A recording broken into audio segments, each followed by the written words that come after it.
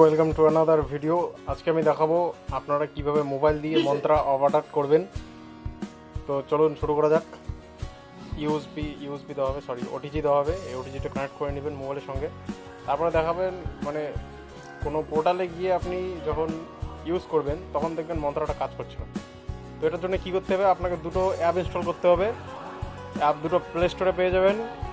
App দুটোর নাম হলো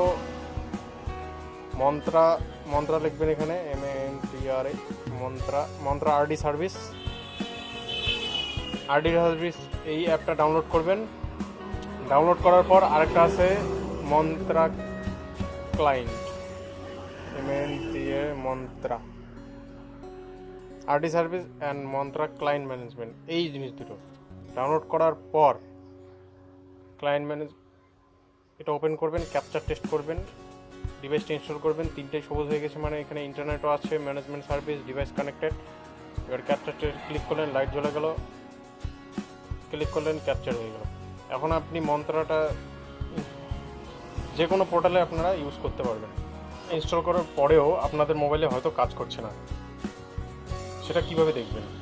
তো প্রত্যেকটা মোবাইলের ওটিজি কানেকশন সবসময় খোলা থাকে না, সেটা কি সেটিংয়ে গিয়ে কিন্তু ওটিজি কানেকশনটা অবশ্যই খুলে নেবেন। সেটিংয়ে অ্যাপ দুটো যদি প্লে স্টোরে না পেয়ে থাকেন তাহলে আমি ভিডিও ডিসক্রিপশনে অ্যাপ দুটো লিঙ্ক দিয়ে দেবো, ওখান থেকে ডাউনলোড করে নিতে পারবেন। তো আশা করি ভিডিওটি যথেষ্ট হেল্পফুল আপনাদের জন্য। ভালো লাগলে লাইক, কমেন্ট, সাবস্ক্রাইব করে দেবেন। Thank you.